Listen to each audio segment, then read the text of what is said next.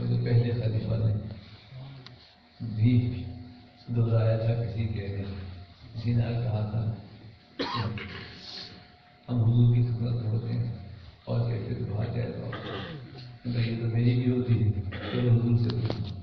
اس نے کہا فرمایا اگر وہی کیفیت رہے کہ میری صحبت میں رہتی دنیا کا کیسے چلے، تو کیفیت تو بدلتی رہتی ہے، اس سے وہ نہیں ہونا چاہیے. لیکن میں اس کو کسی کی نفی کرتا ہوں نا. آپ یہ جو دنیا دین کا پھل لیے بیٹھے ہوئے نا، یہ آپ ایسی دنیا بنا دیتے نا کہ ضروری عبادات کے بعد سارے دن دنیا کا کام کرتے رہیں اور نیک کام نہ کریں. کوئی نوکری کرنے میں کیا دنیا روزی کمانا سب دین و دنیا کا فرق سوائے ان علماء کرام کے جنہوں نے اپنی زندگی کو مختص کر دیا ہے.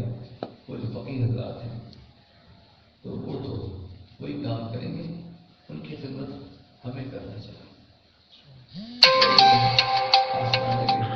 کسی کرنا ہو گیا کہیں اور تو کچھ نہیں کرتے، ان کی خدمت کرنا چاہیے.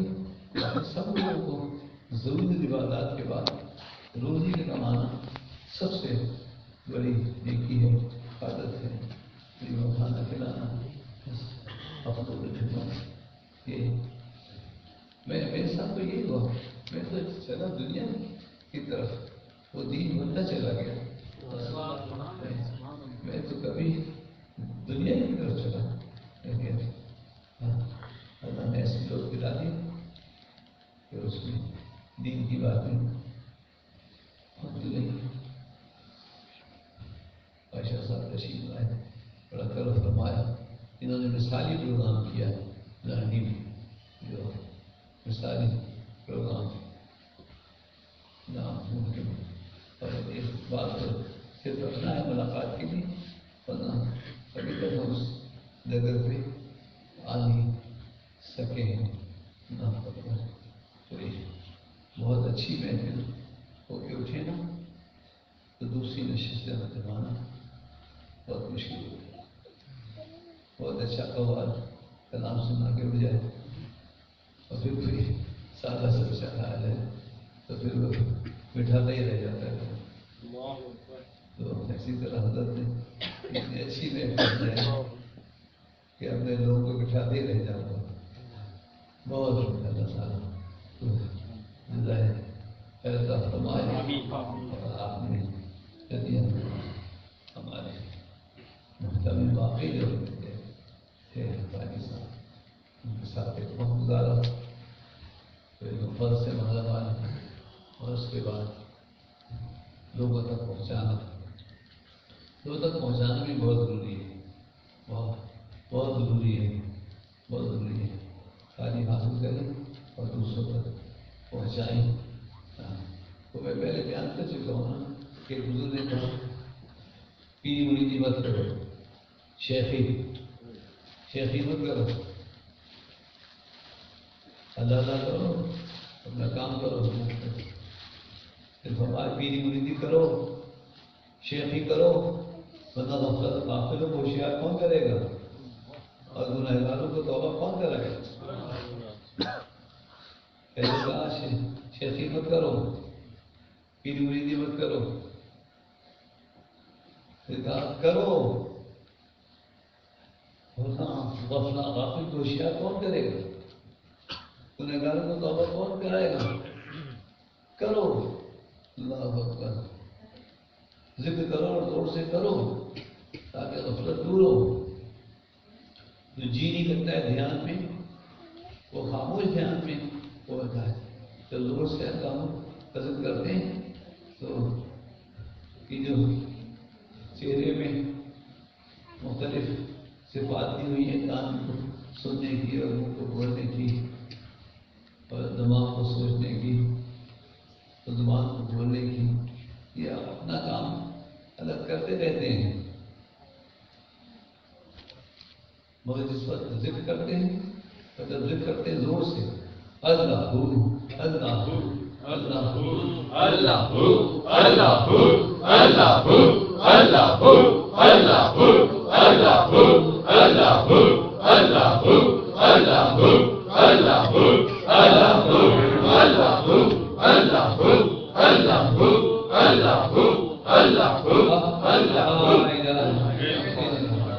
जब जोर से जिक्र करते हैं तो ये हवास मुत्तहिद हो जाते हैं। कान, जुबान, बना के तसव्वुर विषय अक्ल, ये सब चीज़ें मुत्तहिद हो जाती हैं जिक्र के ऊपर। और जिक्र जो है वो सबसे बड़ी चीज़ है। मुर्शिद की ध्यान के साथ हज़रत व्यक्त करना दूसरा काफरमानी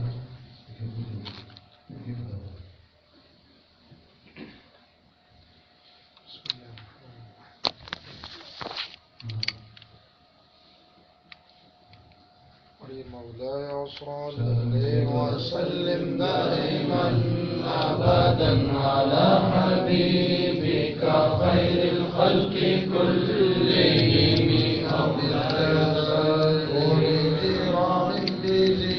سلام مزجت دمعا جرى من مغلة بدم مولاي صل وسلم دائما أبدا على حبيبك خير الخلق كلهم أمهبت الريح من بلدائك عظيمة وأومد البرق في الظلماء بالإدام مولاي صل وسلم دائما أبدا على حبيبك خير الخلق كلهم فما لعينيك إن قلت اكففا همت وما لقلبك إن قلت استفق يهم مولاي صل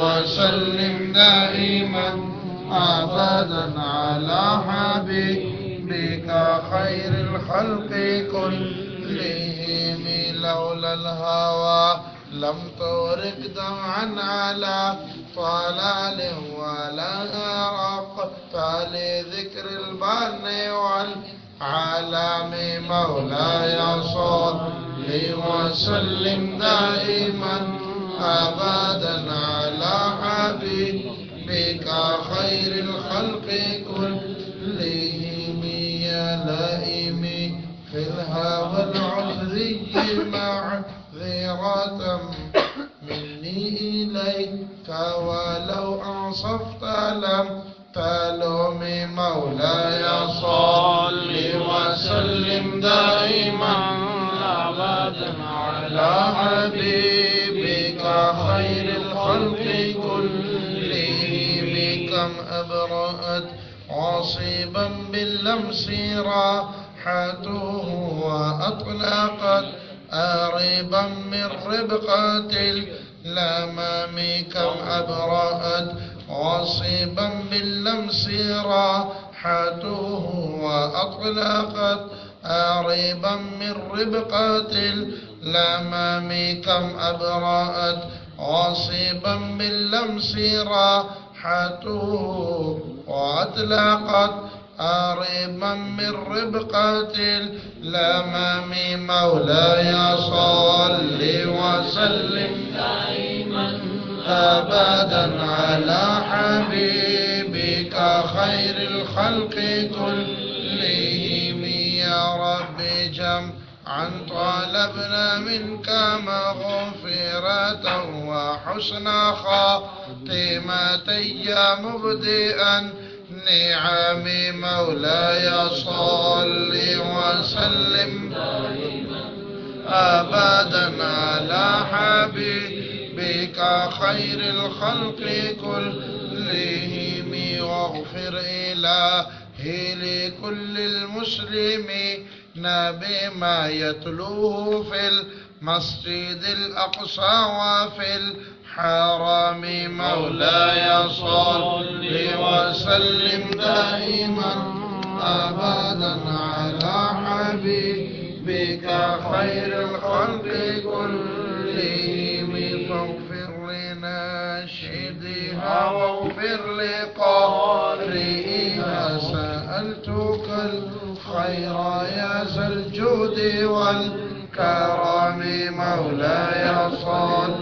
وسلم دائما أبدا على حبيبك خير الخلق كلهم يا رب بالمصطفى بلغ مقاصدنا يا رب بالمصطفى بلغ مقاصدنا يا رب بالمصطفى بلغ مقاصدنا واغفر لنا ما مضى يا واسع الكرم مولاي صل وسلم دائما أبدا على حبيبك خير الخلق كلهم مولاي صل وسلم دائما أبدا على النبي وأهل بيت كلهم